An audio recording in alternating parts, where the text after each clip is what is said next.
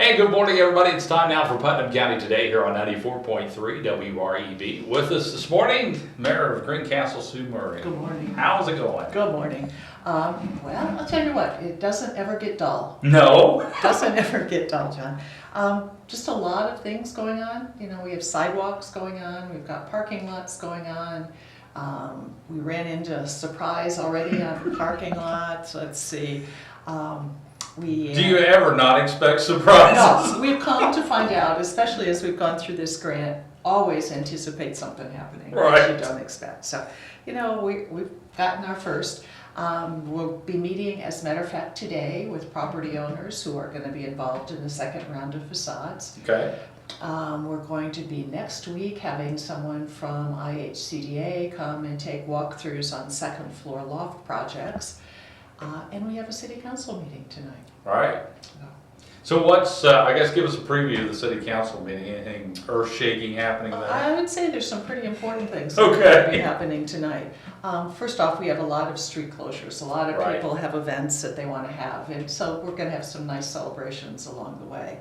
But what we really have to do is take some serious action on three items. One being the city budget for 2015. We've got to keep that process moving along. So the council will be deciding if they want to make any tweaks to that budget or if they are happy with where it is. So that'll be one piece of business. The other piece of business that really is pretty far-reaching and out of the ordinary is that we have to come into compliance with the agreed order we're under with the Indiana Department of Environmental Management. And we have until next April to be in compliance, and we have looked at two different approaches of dealing with the things that they raised. One was to make some substantive changes in our water treatment plant right now, and to make sure that we have what's called WT5s, which is the highest level of water certification employees at the plant at all times when we're pumping. The other was to develop new well fields, and quite frankly, although we have a good site for new well fields and we have done test well drilling, in order to purchase a number of properties to make a transmission line all the way back to the new plant, we really seriously don't have enough time. So after the assessment of our present wells and knowing where we are right now, we've come up with a plan that will get us into compliance. Hopefully by April of next year. We're going to be close, but we have to move very quickly on that, and it means about a $2.7 million investment, and that's not money we have sitting in the bank. So the city has gone through the steps to secure State Revolving Loan Fund, SRF funding for that. We're first on the SRF list for this year, and I think it's because we're under an agreed order and we're a small community. So we will be able to get a loan probably at around 2.4%, which is pretty darn good. So we'll need to process that forward, but in order to pay the debt service on that, we're going to be raising water rates. And so we have been working with Crow Horwath, and they had looked at our rates 2006, which was the last time we did any kind of rate increases. They've looked at it once in the interim, and quite frankly, the Board of Works decided that given the recession that we were experiencing, not only in Putnam County and the state of Indiana, but throughout the world, that wasn't the time that we should be looking to make any increases in our rates. What we have now is the agreed order that's forced us into looking at that, and so they've taken another look at it and, you know, came back to us with some very poignant recommendations. We have two facilities that, although, you know, in relative terms we think they're pretty new, our water treatment plant and our wastewater plant, which is now 12 years old, which is incredible to me.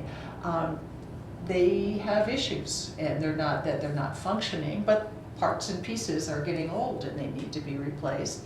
And we also have transmission and distribution lines that in some cases are 100 years old. And we certainly know that with construction, we've run into problems with those along the way. And people who have had water line breaks know only too well what they can mean. So we took a look at what our 5-year needs are going to be, and Crow Horwath helped us work through that and put that together with the agreed order. The Board of Works did a recommendation at their meeting last Wednesday to pass the recommended water rate increases and sewer rate increases onto council for action. So that's going to come before the council tonight, as well as a resolution to go ahead and pursue that SRF funding so we can close on that by November.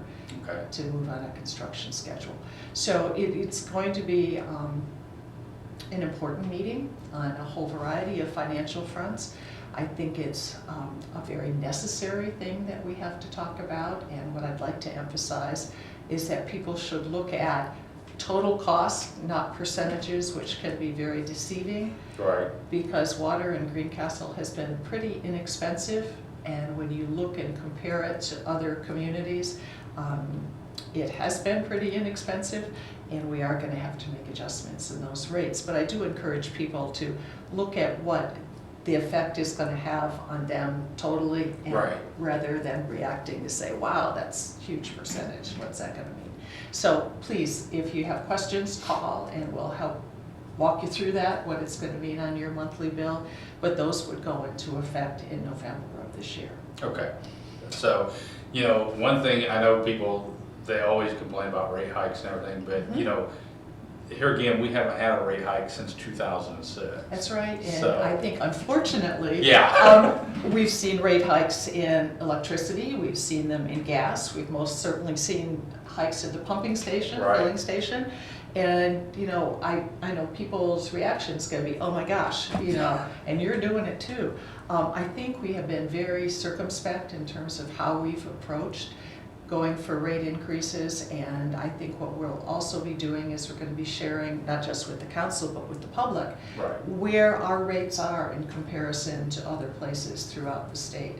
Okay. And we're far from the top of the list, exactly. the rate increases. So I know it can be hard for people, but we're really seriously not talking about in total more than $6 to $12 to $15 a month. Seems like a lot, but if you take that over 6 years, I guess we could have ratcheted up. But again, given the recession, we were really trying to do what we felt was in the best interest of the people in the community. And quite frankly, we can't do without water. Well, and too, a lot of people I don't think understand, this is not something the city wanted to do with the wastewater treatment plant. The water treatment plant. Yeah, this is something the state has mandated. State is mandated. You know, they could come in and shut us down. Right. And so there's really, it's not a matter of discussion. And we tried to plead our case a year ago, trust me, when they first came to us, because some of this happened because we went over 10,000 in population. Right. So suddenly, because we had 326 people over the 10,000 mark in the census, we became a large water producer. Right. And that opened us up to a myriad of extra testing. And during those testings, what they found was the temperature fluctuation in our wells was more than they'd like it to be. So that led them to believe that we are potentially a system, a aquifer system that's under the influence of groundwater. Right.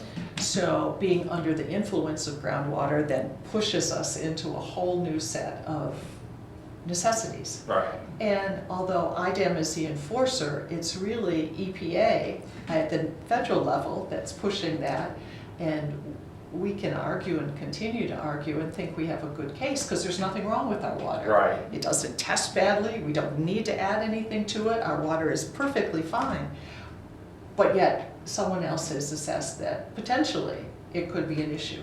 And I know for me as I sit here and I look at the surface water plants that there are in Indianapolis, and they're drawing from Eagle Creek, and you know they're drawing from Geist Reservoir, and there are boats and people, and we're drawing from an aquifer. Yeah. It's really frustrating because we know our water is good. We know that just a few years ago it won a taste test, a blind taste test, 400 samples, and people thought that Greencastle water is the best that we tasted. So there's nothing wrong with the water. It's just, it's bureaucratic testing that we have had to do, and some rules and regulations that the EPA feels are extremely important and necessary, and IDEM is the enforcer. Yeah. So it kind of leaves us in a catch-22, and that's part of the reason, because we have to get the loan, we have to raise the rates. Absolutely. All right. What else? Anything else going on? Splash pad's still open? Yeah. Splash pad is still open. And I see it being used quite a bit, Yes, it especially is. these last hot days here in summer. It's been nice. Without having a pool, it's been nice for families to have a place that they can go and have some fun and cool off. So, that's a terrific thing that's going on. Farmers Market is still open, so I encourage people to come down and take advantage of what they can find in wonderful crafts and fresh produce, and we'll be operating that until the end of October. Okay. So that's a really good thing to be taking advantage of. Right. And aside from that, it's football season and That's lots right. of great games to watch. And, pretty soon we're going to be talking about how much snow we're going to get. So I'm hoping we don't talk about that for we're a going while. to enjoy this fall weather as long as we Exactly. can.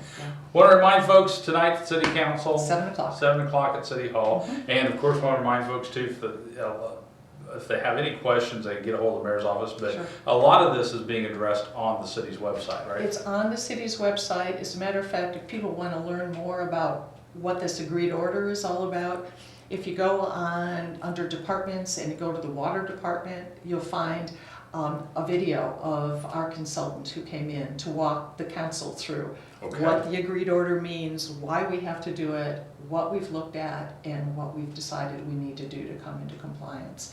So it's about a 28-minute video, but I think if anybody's got questions as to why we're in this situation, Lori Curry from Curry and Associates, Lori Young rather, is the one who gave the presentation, and she does a great job of walking through where we are.